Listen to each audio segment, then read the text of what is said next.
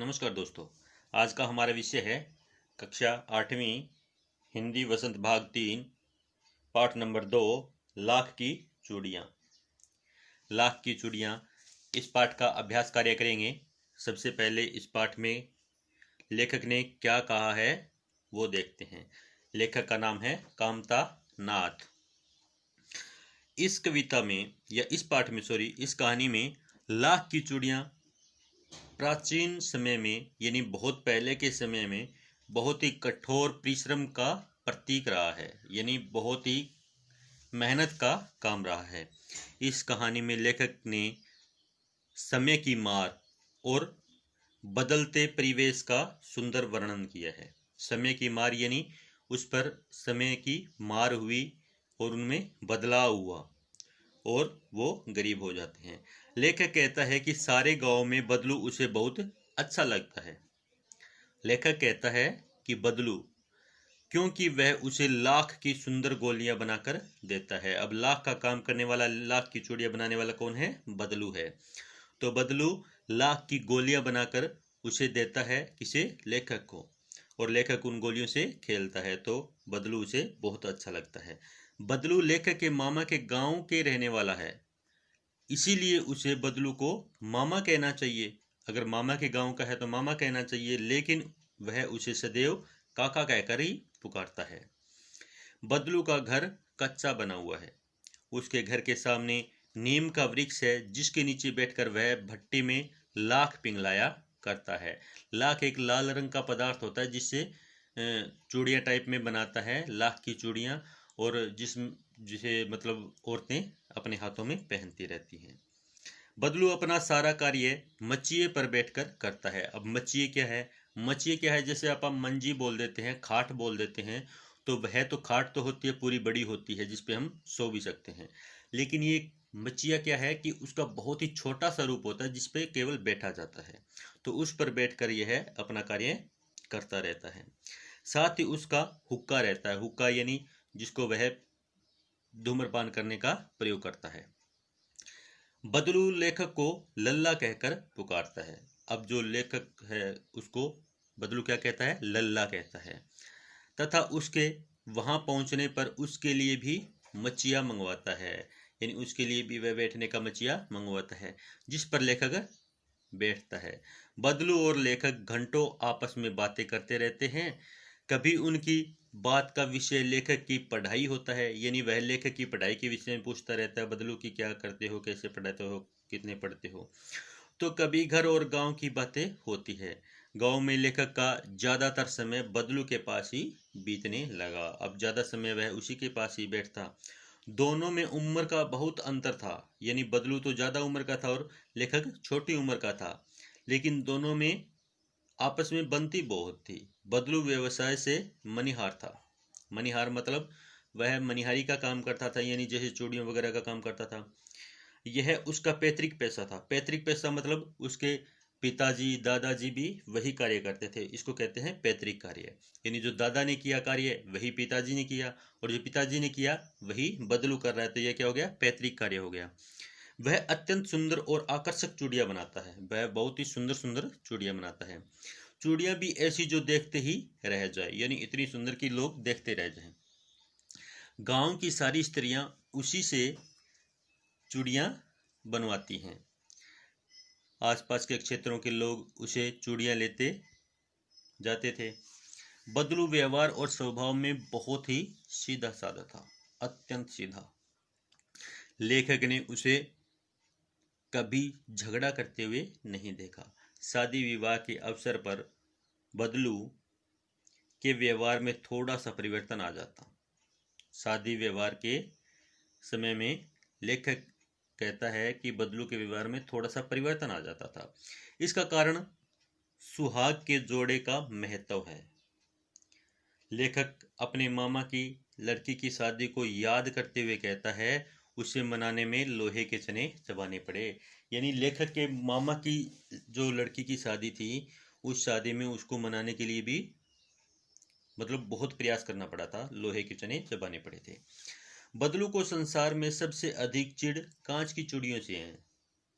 कांच की अगर चूड़ियाँ उसे दिखाई देती है तो वह गुस्से में आ जाता है। यदि कहीं उसे ये दिख जाती तो अंदर ही अंदर जल उठता।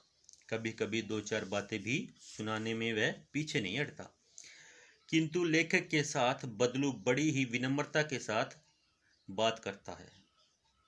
लेखक जब बदलू से कहता कि शहर में सभी कांच की चूड़ियां पहनती हैं, तो वह उत्तर देता, शहर की बात और है लल्ला, वहां तो सभी कुछ होता है।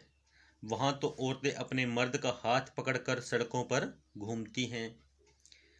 फिर उनकी कलाइयां नाजुक होती हैं न, लाख की चूड़ियां पहनने से तो उनको मोच आ जाती है। मोच आ जाती है, मौत नहीं, मोच यानी लचक आ जाती है। लेखक अक्सर गर्मी की छुट्टी में अपने मामा के यहाँ जाता और एक आधा दिन वहीं रहता।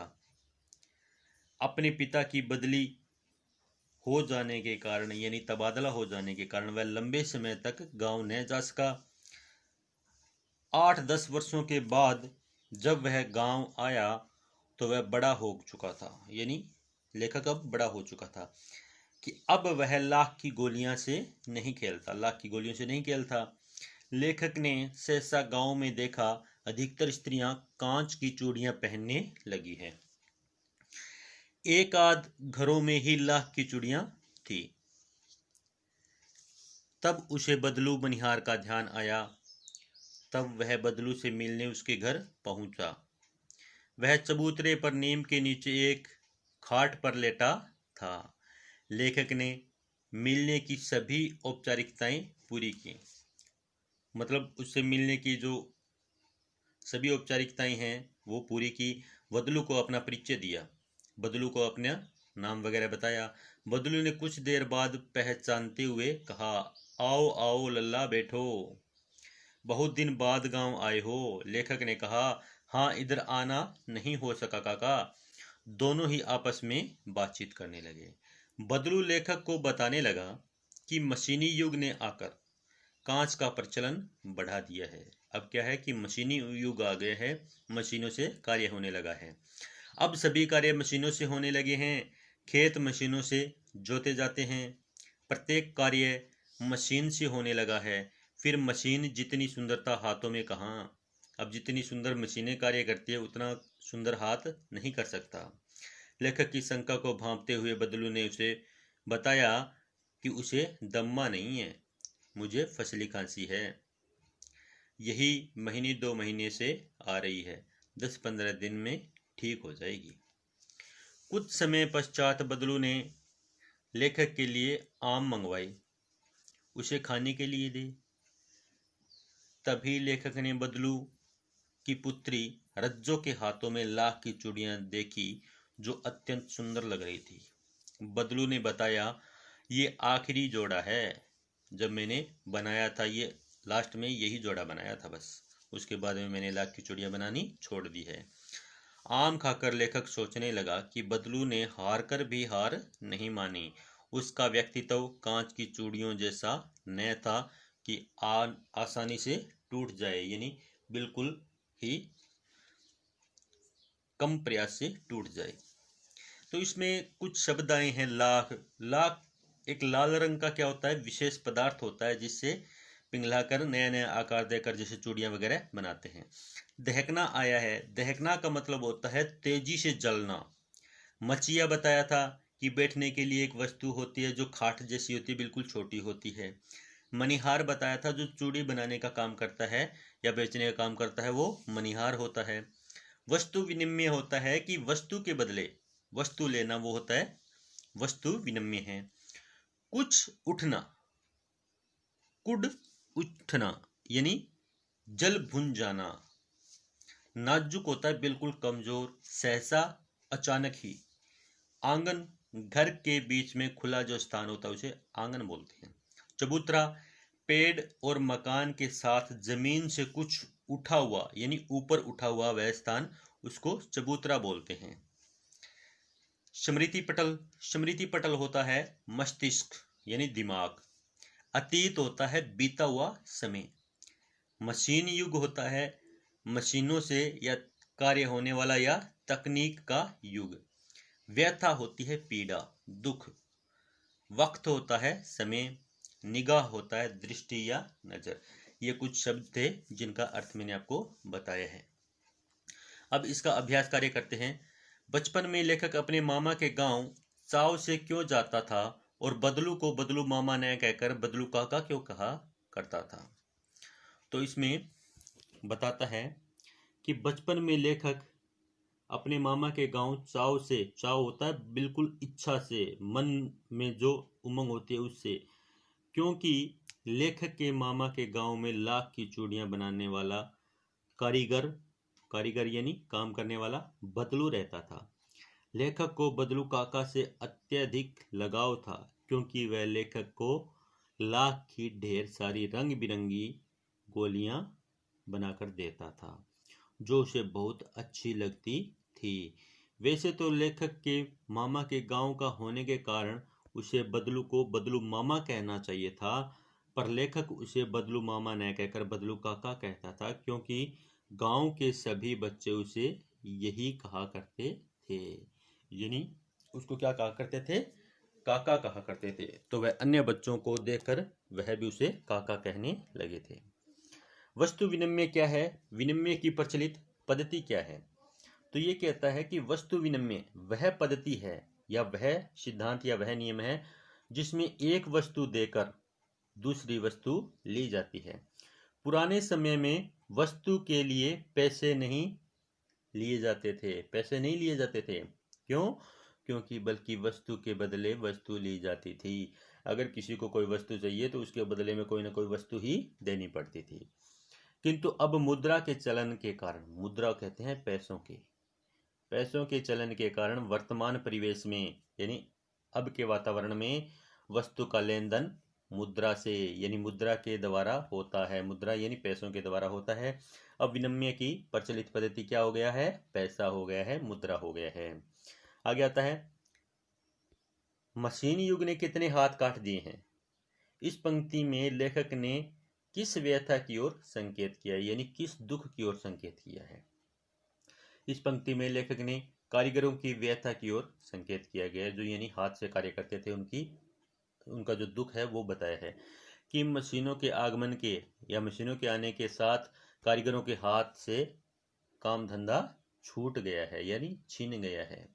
काम धंधा उनसे दूर हो गया है। अब काम धंधा छूट गया तो मतलब हाथ कट गया, मानो उसके हाथ ही कट गए हों, यानी अब काम ही नहीं रहा तो वो हाथ किस काम के फिर, यानी कट चुके हैं। उन कारीगरों का रोजगार इन पैतृक काम धंधों से ही चलता था। अब वो पैतृक काम धंधे ही थे जो वो करते थे या वही काम वो जानते थे। उसके अलावा उन्होंने कभी कुछ नहीं सीखा था, यानी कोई और काम आता ही नहीं है तो वो क्या करेंगे। वे पीढ़ी दर पीढ़ी अपनी इस कला को बढ़ाते चले आ रहे थे और साथ में रोजी रोटी भी चला रहे हैं, परंतु मशीनी युग ने उनकी रोजी रोटी पर वार कर दिया, यानी वार किया यानी हमला कर दिया, प्रहार कर दिया। मशीनों ने लोगों का रोजगार बना दिया, बेरोजगार बना दिया। मशीनों ने लोगों को बेरोजगार बना दिया, यानी उनके पास कोई कार्य नहीं रहा और वे भूखों नहीं आएगा, भूखे मरने की कगार पर आ गए हैं। यहाँ पर भूखे आएगा। मशीनों के प्रयोग से बदलू जैसे कुशल कारीगरों के हाथ से काम छिन गया, यानी कितना अच्छा कारीगर था और उनके पास अब काम नहीं रहा। वे या तो बेरोजगार हो गए हैं या फिर अन्य को व्यवसाय अपनाने को विवश हो गए हैं, या फिर अन्य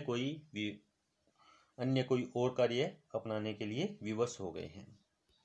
आगे आता है, बदलू के मन में ऐसी कौन सी व्यथा थी जो लेखक से छिपी न रह सकी। बदलू लाख की चूड़ियां बेचा करता था, परंतु जैसे जैसे कांच की चूड़ियों का प्रचलन बढ़ता गया उसका व्यवसाय ठप होता गया, यानी उसका जो कार्य था वह ठप हो गया। अपने व्यवसाय की यह दुर्दशा बदलू को मन ही मन कचोटती रहती थी, यानी उसको दुख देती। बदलू के मन में इस बात की व्यथा थी कि मशीन युग के प्रभाव स्वरूप उस जैसे अनेक कारीगरों का बेरोजगारी और उपेक्षा का शिकार होना पड़ा है। अब लोग कारीगरी की कदर न करके दिखावटी चमक पर ही अधिक ध्यान देते हैं। यह व्यथा लेखक से छिपी न रह सके, यानी उसके मन में यह दुख था कि लोग केवल दिखावटी चीजें ही देखते हैं, हाथ की कारीगरी नहीं देखते हैं। मशीनी युग से बदलू के जीवन में क्या बदलाव आया? अब कहता है मशीनी युग से बदलू के जीवन में यह बदलाव आया कि बदलू का व्यवसाय बंद हो गया, यानी उसका जो रोजगार था वो छिन गया, वह बेरोजगार हो गया। काम न करने से उसका शरीर भी ढल गया, उसके हाथों माथे पर नसें उभर आई हैं। अब वह बीमार और चिंतित रहने लगा है, यानी सोचता रहता है कि अब क्या करें।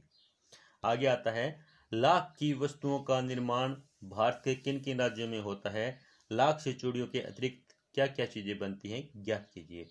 लाख की वस्तुओं का निर्माण भारत के राजस्थान, कर्नाटक, उत्तर प्रदेश आदि राज्यों में होता है। लाख से चूड़ियां बनाई जाती हैं, मूर्तियां बनाई जाती हैं, गोलियां बनाई जाती हैं, सजावट की वस्तुओं का निर्माण होता है, यानी किसी वस्तु को सजाने का भी इसी से निर्माण होता है। आगे आता है भाषा की बात। बदलू को किसी बात से चिढ़ थी तो कांच की चूड़ियों से, और बदलू स्वयं कहता है, जो सुंदरता कांच की चूड़ियों में होती है लाख में कहाँ संभव है। ये पंक्तियां बदलू की दो प्रकार की मनोदशाओं को सामने लाती हैं कि एक तो वह लाख की कांच की चूड़ियों से चिढ़ मनाता है, और दूसरा कहता है कि उनमें जो सुंदरता होती है वह लाख की चूड़ियों में कहाँ होती है। अलग अलग बातें होगी। दूसरी पंक्ति में उसके मन की पीड़ा दर्शा रहा है, उसके मन की पीड़ा दिखाई दे रही है। उसमें व्यंग्य भी है, हारे हुए मन से और दुखी मन से, और व्यंग्य में बोले गए वाक्यों के अर्थ सामान्य नहीं होते, यानी उनके अर्थ अलग अलग होते हैं। कुछ व्यंग्य वाक्यों को ध्यानपूर्वक समझकर एकत्र कीजिए और उनके भीतरी अर्थ की व्याख्या करके लिखिए। अब आगे कहता है, व्यंग्य वाक्य है कि अब पहले जैसी औलाद कहाँ। औलाद मतलब बच्चे, कि अब पहले जैसी औलाद कहाँ। व्याख्या कहता है कि आजकल किसी भी बुजुर्ग के मुख से आमतौर पर यह सुनने को मिलता है जिसमें उनके हृदय में छिपा दुख और व्यंग्य देखने मिलता है। उनका मानना है कि आजकल की संतान बुजुर्गों को अधिक सम्मान नहीं देती है, यानी पहले जैसी औलाद कहाँ जो बुजुर्गों को सम्मान देती थी या उनका आदर भाव करती थी। आगे कहता है, बदलू कहानी की दृष्टि से पात्र है, भाषा की बात व्याकरण की दृष्टि से संज्ञा है। किसी भी व्यक्ति, स्थान, वस्तु, विचार और भाव को संज्ञा कहते हैं, यानी उनके नाम को क्या कहते हैं, संज्ञा कहते हैं। संज्ञा को तीन भेदों में बांटा गया है। व्यक्तिवाचक संज्ञा केवल एक ही व्यक्ति का बोध करवाए या एक ही चीज का, जैसे लल्ला, रज्जो, आम, कांच, गाय, एक ही वस्तु का बोध करवाए, वह क्या हो गया, व्यक्तिवाचक हो गया। और जातिवाचक हो गया कि उस जाति में बहुत सारे लोग या बहुत सारी वस्तुएं आ सकती है, जैसे चरित्र कोई एक चरित्र नहीं है, कई चरित्र आ जाते हैं इसमें। स्वभाव भी बहुत प्रकार के आ गए इसमें। वजन, आकार आदि द्वारा जानी जाने वाली संज्ञाएं। भाववाचक, भाव यानी मन के भाव, मन क्या सोचता है, क्या महसूस करता है, वो चीजें भावात्मक होती है। जैसे सुंदरता क्या है कि हमें हमारे मन को अगर अच्छी लगी तो वह सुंदर हो गया। नाजुक, बहुत ही कमजोर सा फील करते हैं कि यह नाजुक हो गया। प्रसन्नता, मन में बहुत ही खुशी होती है, वह प्रसन्नता हो गया। ये व्यक्ति नहीं है और न आकार या वजन है, परंतु उनका अनुभव होता है, यानी हम क्या अनुभव करते हैं। पाठ से तीनों प्रकार की संज्ञा चुनकर लिखिए। आगे ये कहता है, व्यक्तिवाचक संज्ञा में बदलू, बेलन, मचिया, ये व्यक्तिवाचक हो गया। जातिवाचक में आता है आदमी, मकान, शहर आ गया। भावात्मक में स्वभाव, रुचि और व्यथा यानी दुख, ये भी तो मन के ही प्रकार है, मन की दशा है। गांव की बोली में कई शब्दों के उच्चारण बदल जाते हैं। कहानी में बदलू वक्त यानी समय के वक्त, उम्र, व्यय, आयु को उम्र कहता है। इस तरह के अन्य शब्दों को खोजिए जिनके रूप में परिवर्तन हुआ हो, अर्थ में नहीं। अब बदलू वक्त को यानी वक्त कहता है और उम्र को उम्र कहता है। अब इसी प्रकार इंसान को मनुष्य हो जाता है, रंज का दुख हो जाता है, गम का मायूसी हो जाता है, जिंदगी का जीवन हो जाता है और औलाद का संतान। ये शब्द हैं इंसान, मनुष्य, रंज, दुख, गम, मायूसी, जिंदगी, जीवन, औलाद, संतान। ये समानार्थक शब्द बन चुके हैं। ये हो गया हमारा पाठ नंबर 2, लाख की चूड़ियाँ कहानी। इसमें कामतानाथ ने लोगों के हाथ का कार्य छूट जाने पर या छिन जाने पर जो मन की व्यथा बताई है वह बहुत ही मनोहारी है। धन्यवाद दोस्तों।